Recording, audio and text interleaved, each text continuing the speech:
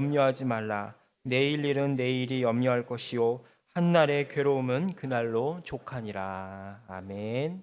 네, 우리 함께 앞뒤 좌우 바라보시며 주님이 함께 하십니다. 인사 나누실까요? 네. 구약의 이스라엘 역사 가운데 하나님이 세우신 수많은 인물들이 나오지만 그 중에 최고 원탑을 꼽으라 한다면 단연 모세를 꼽을 수 있을 것입니다. 그는 시내산에서 돌판에 새긴 십계명을 비롯해서 구약의 기본이 되는 율법을 받아서 이스라엘 백성들에게 전해준 위대한 스승이었습니다. 이러한 모세를 가리켜 신명기 34장 10절에서는 그 후에는 이스라엘의 모세와 같은 선지자가 일어나지 못하였나니 모세는 여호와께서 대면하여 아시던 자요라고 평가할 만큼 그와 비길 수 있는 인물은 없었다라고 구약 성경은 우리들에게 이야기해주고 있습니다. 하지만 모세가 아무리 위대하다고 한들 그도 결국에는 하나님의 종이요 우리와 똑같은 인간에 불과할 것입니다. 더구나 모세가 우리에게 전해준 율법은 이 세상의 그 어느 누구도 완벽하게 지킬 수 없을 만큼 매우 기준이 높습니다. 결국 우리 인류의 모든 사람들은 그러한 율법의 거울 앞에 한 사람도 예외가 없이 죄인이라고 하는 판정을 피할 수 없게 되어버렸다라는 사실을 신약 성경에서 특별히 바울 서신에서 우리들에게 적나라하게 보여주고 있는 것을 우리가 신약에서 또한 보게 되는 것이죠. 그런데 이렇게 연약하고 절망스러운 우리의 한계를 돕기 위해서 하나님께서 한 사람을 우리에게 보내주셨습니다. 그는 누구일까요? 바로 우리의 구세주이신 예수 그리스도이십니다. 이 예수님을 가리켜서 사도 요한은 요한복음 1장 17절에서 이렇게 말합니다. 율법은 모세로 말미암아 주어진 것이요 은혜와 진리는 누구로 말미암아 온 것이다? 예수 그리스도로 말미암아 온 것이다라고 증언합니다. 이 예수 그리스도께서는 우리와 똑같은 사람이시지만 우리와 달리 죄가 없으셨습니다. 그리고 하나님께서 성부 하나님께서 모세에게 주신 율법을 100% 지킬 수 있는 이 세상에 단 한 분의 유일한 사람이었습니다. 예수님이 어떻게 그런 수많은 구약의 율법을 한 점의 오류도 없이 그렇게 완벽하게 지킬 수 있었을까요? 그것은 예수님 자체가 바로 움직이는 말씀이고 살아있는 율법이었기 때문입니다. 모세는 말씀의 종이었지만 예수님은 말씀 그 자체였습니다. 그래서 사도 요한이 요한복음 1장에서 뭐라고 증언하고 있습니까? 태초에 말씀이 계시니라. 이 말씀이 하나님과 함께 계셨으니 이 말씀은 곧 하나님이시니라 라고 말씀하고 있죠. 모세가 아무리 뛰어나다 한들, 모세가 아무리 구약 성경에서 유대인들의 모든 존경과 사랑을 한 몸에 받는 위대한 스승이라 한들 율법의 실체이고 우리에게 주신 하나님의 말씀 그 자체이신 예수님을 능가할 수 없는 이유가 바로 여기에 있는 것입니다. 이러한 성부 하나님의 놀라운 영광의 실체가 되신 예수 그리스도께서 이 땅에 오셔서 모세를 통해 주신 율법의 정신을 우리에게 새롭게 해석하여 주셨습니다. 특별히 마태복음을 보면은 이러한 율법의 주인이자 실체로서 진정한 하나님의 뜻이 어디 있는지를 알려주는 위대한 스승이자 교사로서 이 땅에 모세의 율법을 다시 한번 해석해 주신 제2의 선생으로서 예수님의 모습을 우리들에게 보여주고 있습니다. 그 중에서도 마태복음 5장에서 7장까지를 우리가 특별히 산상수훈이라고 이야기를 하죠. 그래서 예수님의 직접적인 어떤 말씀의 가르침이 나온 이 대표적인 본문이 바로 마태복음 5장에서 7장에 기록된 산상수훈입니다. 그리고 오늘 우리가 함께 읽은 이 마태복음 6장은 이러한 예수님의 가르침, 이 산상수훈의 절정이자 클라이막스에 해당하는 부분이라고 할 수 있을 것입니다. 오늘 우리가 읽은 이 마태복음 6장의 말씀은 우리가 신앙생활을 하면서 굉장히 여러 번 들었을 법한 말씀들입니다. 너희를 위하여 보물을 땅에 쌓아두지 말아라. 무엇을 먹을까? 무엇을 마실까? 무엇을 입을까? 염려하지 말라. 너희는 먼저 그 나라와 의를 구하라. 이런 말씀들은 우리가 교회 생활을 하면서 어쩌면 귀에 못이 박히게 들었다는 표현이 지나치지 않을 정도로 많이 들었을 법한 그러한 말씀들입니다. 그러나 우리의 현실은 어떻습니까? 예수님은 염려하지 말라고 말씀하셨지만 우리는 수시로 염려에 사로잡히며 살아갑니다.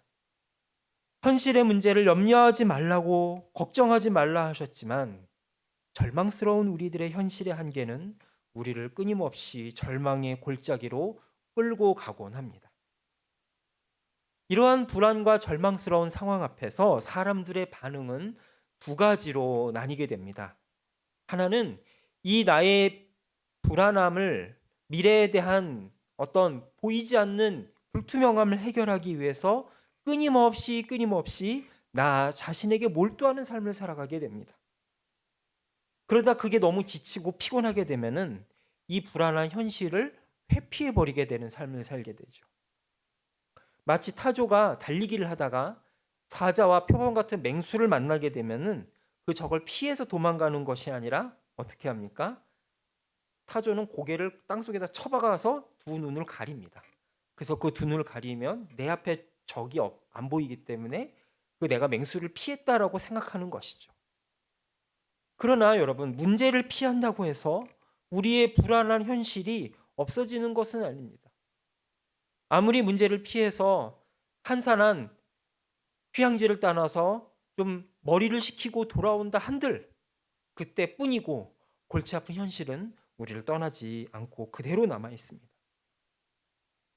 이러한 한계와 불안 앞에 그리스도인들조차 하나님의 방법이 아닌 자신의 방법, 세상의 방법으로 이러한 불안과 한계를 극복하려고 합니다. 그런데 오늘 말씀을 보게 되면 19절과 20절에서 예수님은 특별히 재물에 관해서 이렇게 말씀하십니다. 너희를 위하여 보물을 땅에 쌓아두지 말라. 거기에는 좀과 동록이 해하며 도둑이 구멍을 뚫고 도둑질하느니라. 오직 너희를 위하여 보물을 하늘에 쌓아두라. 거기는 좀이나 동록이 해하지 못하며 도둑이 구멍을 뚫지도 못하고 도둑질도 못하느니라 라고 말입니다. 여러분, 이 세상을 살면서 우리가 필요한 돈을 저축하고 불려나가는 재테크는 무조건 나쁘고 우리가 들어오는 물질을 수입을 들어오는 족족 전부 헌금하고 구제하는 데만 쓰라고 이 말씀을 주신 것일까요? 우리가 자본주의 사회를 살아가면서 돈을 아껴 쓰고 저축하며 불리는 것 자체는 결코 나쁜 일이 아닙니다. 오히려 우리는 비둘기처럼 순결하되 뱀처럼 지혜로우라는 그 예수님의 말씀을 본받아서 이 자본주의 사회에서 그 자본주의 사회의 실체가 되는 돈과 자본의 실체에 대해서 더 잘 알고 더 많은 공부를 해야 할 것입니다. 그러면 예수님은 왜 우리에게 보물을 이 땅에 쌓아두지 말고 하늘에 쌓아두라고 말씀하시는 걸까요? 그 이유를 예수님은 24절 말씀에서 이렇게 말씀하십니다. 한 사람이 두 주인을 섬기지 못할 것이니 혹 이를 미워하고 저를 사랑하거나 혹 이를 중히 여기고 저를 경히 여김이라. 너희가 하나님과 재물을 겸하여 섬기지 못하느니라 라고 말입니다. 재물은 우리의 삶과 주도권이 어디에 있는지를 알려주는 리트머스 시험지와 같다고 볼 수 있습니다. 다시 말해서 재물을 모으는 것 자체가 문제가 되는 것이 아니라 무슨 동기로 재물을 모으고 왜 재물을 모으는지, 그리고 모든 그 경제 활동을 이루어가는 나의 마음의 저변 현상을 예수님께서는 그런 근본적인 문제 제기를 우리들에게 던지고 계시는 것입니다. 예수님을 믿는다고 하면서도 왜 우리는 늘 불안과 염려와 보이지 않는 미래에 대해서 쫓기며 살아가는 것일까요? 그것은 나의 삶의 주도권이 예수님이 아니라 내가 가지고 있기 때문입니다. 여러분, 저 원의 그림을 혹시 보신 적이 있으십니까? 예수님을 내 삶의 원이라고 하는 내 삶의 바운더리에 들여놓기는 하고 모셔놓아서 예수님을 나의 삶의 주님이라고 고백하지만 실질적으로 예수님은 내 삶의 왕좌에서 밀려나 있습니다. 결국에는 나의 삶의 모든 영역을 내가 주관하고 내가 결정하기 때문에 그 결과도 내가 책임지게 되는 것이죠. 결국 우리는 그 모든 결정들 가운데에서 발생하는 좌절과 혼란을 피할 수가 없게 되는 것입니다. 예수를 믿었지만은 그 예수를 믿은 그 맛이 안 나는 거예요. 예수를 믿지 않는 사람이나 예수를 믿는 사람이나 모두 좌절과 혼란에 빠지는 이유, 그것은 예수님을 믿기는 믿었으되 내 삶의 주인의 자리에 모시지 못했기 때문입니다. 이러한 상황 앞에서 사람들의 반응 역시, 신자들의 반응 역시 두 가지로 나뉘게 됩니다. 하나는 불안하고 염려되는 이 상황을 내가 책임지고 내가 주인이 돼서 내가 메꿔야 하기 때문에 재물을 모으기 위해서 돈 하는데 여념이 없게 되어버립니다. 요즘에는 젊을 때 바싹 돈을 벌어서 일찍 은퇴하는 것이 일종의 로망처럼 번지는 그런 경향이 있습니다.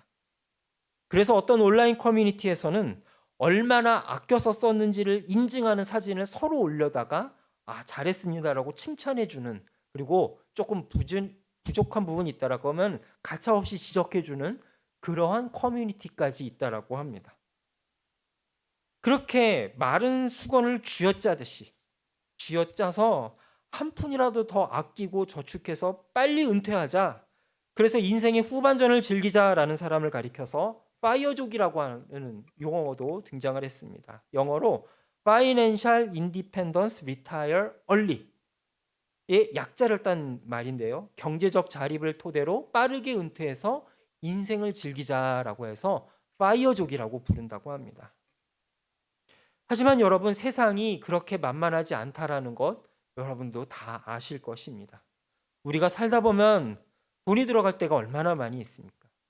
최근에 몇 주만 하더라도 제 주변에 개인적으로 아는 사람들이 경조사가 3건 이상이 벌쳐서 경조비가 생각지 않게 많이 나갔습니다. 게다가 중병이라도 예상치 않은 중병이라도 걸리게 되면 그것을 메꾸다 보면은 내가 지금까지 쌓아놨던 돈 새 나가는 건 금방이죠. 이렇게 아무리 노력해도 내가 원하는 그 고지에 도달하지 못한다라는 현실을 깨닫게 될 때에 나타나는 사람들의 반응은 자포자기입니다. 두 번째 반응이 자포자기인데요. 그래서 등장한 두 번째의 트렌드가 바로 욜로족이라고 하는 것이 등장했습니다. You only live once. 한 번뿐인 인생, 뭐로 그렇게 아끼려고 아둥바둥 사냐. 그냥 아낄 필요 없이 즐기면서 살자라고 하는 트렌드입니다. 어차피 한 세상 즐기다 가면 살면 되는 거지, 뭐로 그렇게 아끼면서 살려고 그렇게 사냐라고 하는 것이죠. 그래서 자기가 들어오는 월급을 족족 오마카세니 명품이미 하면서 아무런 계획도 없이 과소비하는 그런 양극단의 트렌드를 우리가 보게 되는 것입니다.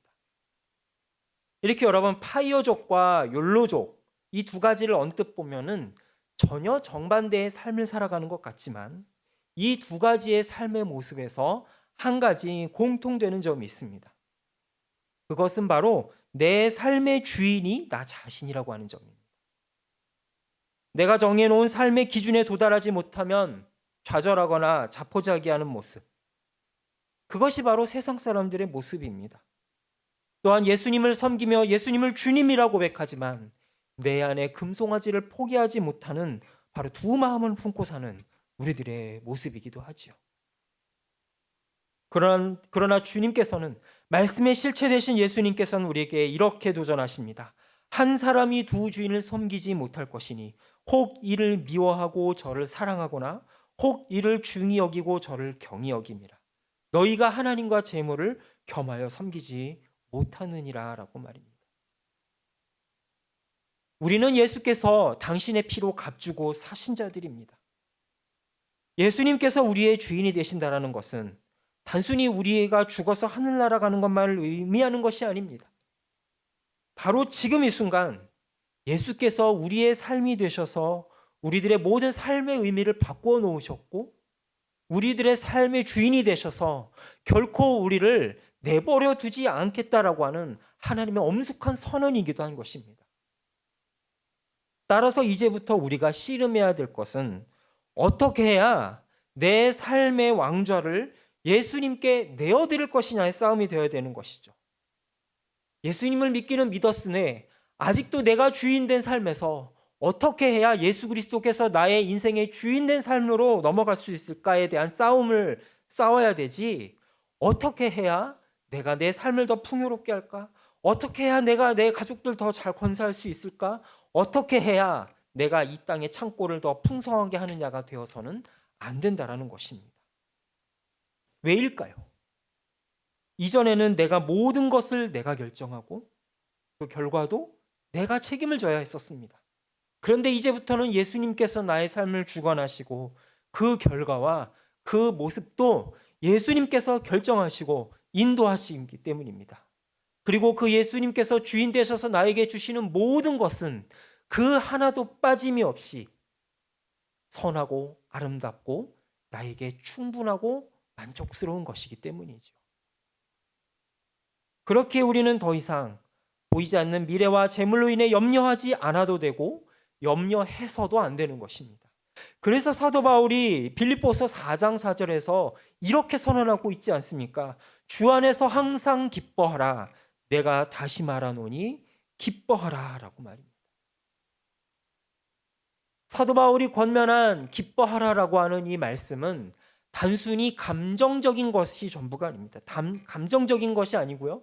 이것은 또한 권면이 아닙니다. 이것은 권면이 아니라 그리스도인이라고 하면 반드시 따라야 할 명령이라는 사실을 우리는 알아야 됩니다. 염려하지 말고 기뻐하지 않으면 안 되는 것. 그것이 우리 그리스도인의 숙명이다라는 것이죠. 예수님께서 우리의 삶을 책임지시고 가장 좋은 것을 주시며 하나님께서 나에게 가장 알맞은 것을 나에게 시시때때로 공급해 주시는데 그것에 만족하지 못해서 기뻐하지 못하고 우울해하며 불안해하고 염려에 사로잡힌다면 그것은 단순히 감정의 문제가 아니라 나의 삶을 주관하시고 나에게 가장 좋은 것을 늘 공급하시는 그 예수님께 대한 반항이고 반역이며 불순종이라는 사실을 우리는 알아야 됩니다. 그래서 사도 바울은 우리에게 기뻐하라고 권면하고 있는 것이 아니라 기뻐하라라고 명령하고 있는 것이죠. 우리가 염려하고 불안해하면 안 되는 이유, 그것은 바로 예수께서 우리의 삶을 주관하시기 때문입니다. 이렇게 재물에 대해서 말씀하시며 예수님은 오늘 본문 28절에서 30절에서 이렇게 말씀을 이어가십니다. 함께 28절에서 30절의 말씀을 읽겠습니다. 또 너희가 어찌 의복을 위하여 염려하느냐?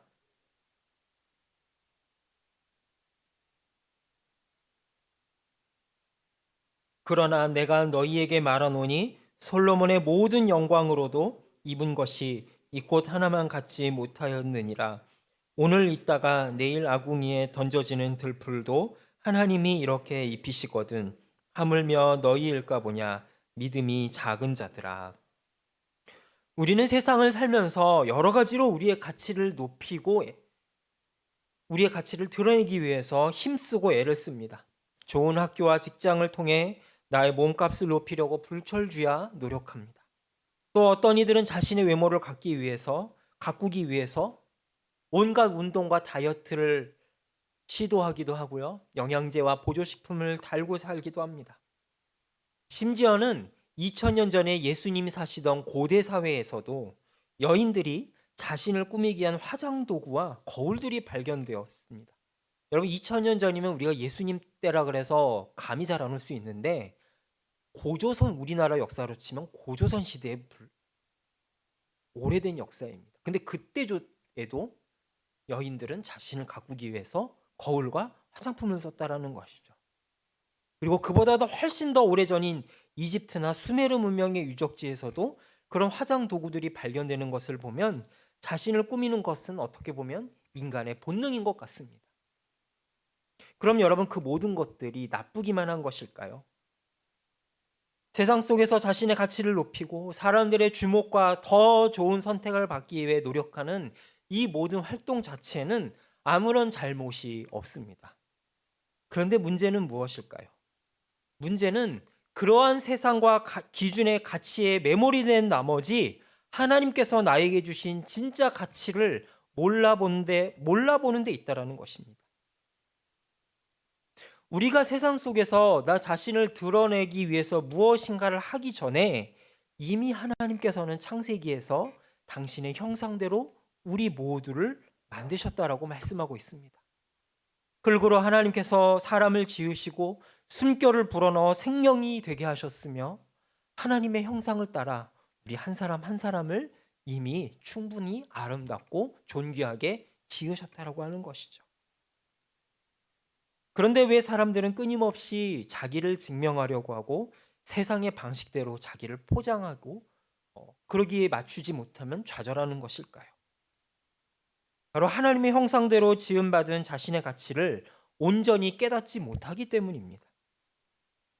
하나님이 우리에게 주신 주권과 가치를 깨닫지 못하기 때문에 다른 사람과 비교해서 조금 더 나아 보이는 것 같으면 교만해지고, 그게 안 되면 좌절감에 사로잡혀 우울해지는 이러한 두 가지의 잘못된 모습을 보이는 것입니다. 그런데 예수님은 우리에게 말씀하십니다. 솔로몬보다 들의 백합화가 훨씬 더 아름답고 영광스럽다라고 말입니다. 솔로몬이 아무리 은금이 많고 화려한 궁궐에 살았다 한들 하나님께서 직접 창조하신 한 송이의 백합화가 훨씬 더 아름답고 가치 있다고 한다면 하나님의 형상으로 직접 빚어내으신 우리는 얼마나 더 아름답고 존귀한 자들일까요? 우리가 우리의 손으로 무엇인가를 더 해야만 우리가 돋보이는 것이 아니라 이미 하나님께서는 우리를 충분히 존귀하고 아름답고 우리를 가치 있게 만들어 주셨음을 믿을 수 있기를 소망합니다. 그렇다면 우리는 무엇하러 이 세상을 열심히 살아야 하는 것일까요? 하나님이 우리의 모든 것을 책임지시고 우리를 충분히 존귀하고 아름답게 만들어 주셨다면 무엇 때문에 우리는 이 세상에서 아침에 열심히 일어나서 하루 종일 열심히 그렇게 일하고 공부하고 또 나 자신을 가꾸기 위해서 운동하고 먹고 그렇게 살아야 하는 것일까요? 그 이유를 예수님은 마태복음 6장 33절에서 이렇게 말씀하십니다. 함께 오늘의 본문 마태복음 6장 33절을 읽겠습니다. 그런즉 너희는 먼저 그의 나라와 그의 의를 구하라. 그리하면 이 모든 것을 너희에게 더하시리라. 부족한 것 많고 아쉬운 것 투성인 세상 속에서 우리가 최선을 다해 살아야 하는 이유는 우리의 필요를 그 세상에서 채우기 위함이 아니라는 사실입니다.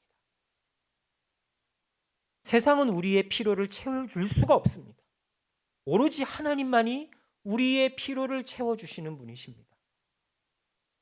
우리가 이 땅에서 열심히 우리 자신을 가꾸고 재물을 모으며 우리에게 주신 은사와 달란트를 개발시켜야 하는 이유는 우리의 필요를 채우기 위함도 아니요 자기의 만족도 아닙니다. 바로 하나님 나라의 영광과 확장을 위함이 되어야 된다는 사실을 주님은 분명하게 우리에게 깨우쳐 주고 계십니다. 하나님께서 에덴을 창조하시고 아담과 하와에게 권능을 주시며 생육하고 번성하여 땅에 충만하라, 땅을 정복하라, 바다의 물고기와 하늘의 새와 땅에 움직이는 모든 생물을 다스리라라고 말씀하셨습니다. 우리가 이 땅에서 일하고 살아가는 모든 활동들은 우리 자신의 필요를 채우는 것이 아니라 하나님의 창조 명령을 대행하는 거룩한 소명의 구현이다라는 사실을 예수님은 구원받은 우리들에게, 하나님의 형상으로 거듭난 우리들에게 말씀해 주고 계시는 것입니다. 그런데 인간이 하나님을 떠나서 타락함으로 인하여서 하나님으로부터 오는 그 유일한 공급처가 끊어지게 되니까 세상에서 자기의 필요를 채울 수밖에 없게 되는 것이죠. 그래서 우리가 이 세상에서 하는 모든 활동들이 기쁨과 사명이 아니라 우리의 필요를 채워야만 하는 노동으로 전락해버리고 말았던 것입니다. 옛날 어른들 말씀처럼 목구멍이 포도청이라고 뭐라도 해야지 먹고 살 수 있는 일의 노예가 되어버렸고 돈의 노예가 되어버렸고 그 일과 돈이 만족이 되면은 이제는 명예욕의 노예가 되어버려서 쫓겨다니는 삶, 공중권세 잡은 자의 노예가 되어서 내 의지와는 상관없이 불의한 일에도 가담할 수밖에 없는 그러한 인생을 살다가 결국엔 허무하게 흙으로 되돌아갈 수밖에 없는, 그것이 바로 모든 사람의 운명이 되어버리고 말았던 것입니다. 그런데 예수님이 오셔서 그 망가지고 어그러진 모든 것을 회복시켜 주셨습니다. 예수 안에서 거듭난 우리 모두는 존재 자체만으로도 이미 충분하다라는 사실을 예수님은 거듭 우리에게 말씀해 주십니다.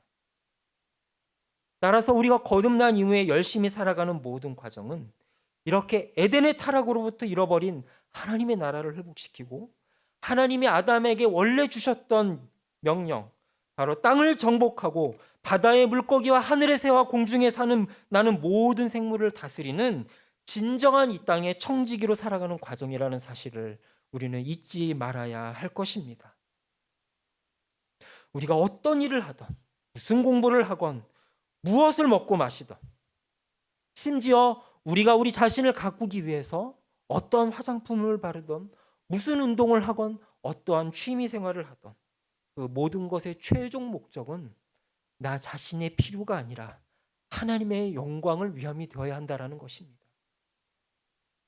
우리는 그 과정에서 실수도 있고 넘어질 수도 있습니다. 하지만 우리는 더 이상 절망하거나 슬퍼할 이유가 없습니다. 하나님이 우리의 모든 것을 책임지시고 함께 하신다 약속하셨기 때문입니다.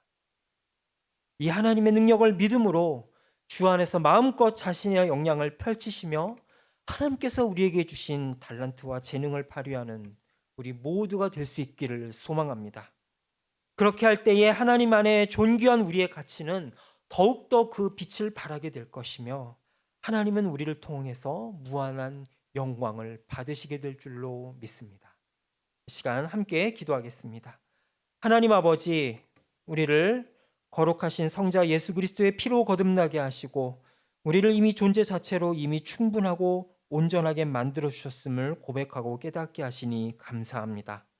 이제부터 우리의 필요를 세상에 의지해서 사는 것이 아니라 우리를 부르신 하나님의 뜻과 영광을 위해 살아가는 우리 모두가 되게 하여 주옵소서.